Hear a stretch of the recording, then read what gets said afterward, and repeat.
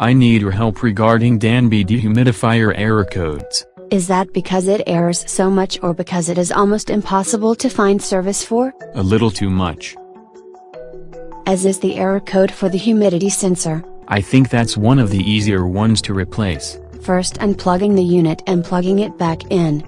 If that doesn't work, see if you need to dry the sensor before you go replace it. I can see where a unit that's too damp could say humidity is insanely high. ES is the error for the temperature sensor.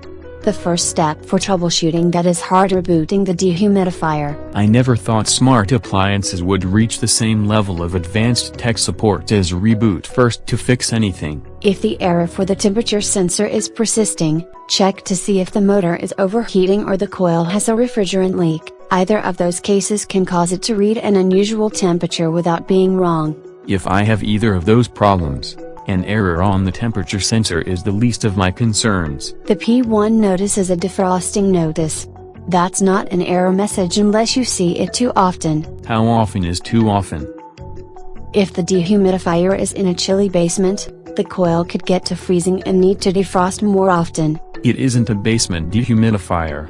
If the dehumidifier is in a room temperature room and has to keep defrosting, you need to check the airflow around it, change its air filter or check the coils for a refrigerant leak. I know P2 means the bucket is full. Usually that's along with the red light that tells you it is full, but not all units use that light, while some don't use the error code. They use the light so you can see it is full at a glance instead of having to walk over and peer at the display. It can also mean the bucket isn't in the right position. And if the bucket is at an awkward angle, it causes the unit to think it is full when it isn't. I've had more issues with it thinking it has capacity but overflows. An uneven floor or someone who can't put a bucket in right isn't going to generate an error most of the time. What are some of the error messages a Danby dehumidifier creates? E1 is a generic unit malfunction error. Whether that's a failing control board or some other failure, I don't know. The first thing to try with a failing control board is rebooting it, because replacing it is expensive. You sometimes have to do that anyway if there was a power fluctuation and the control board doesn't know how to interpret it. I know it won't work for a while after a power outage.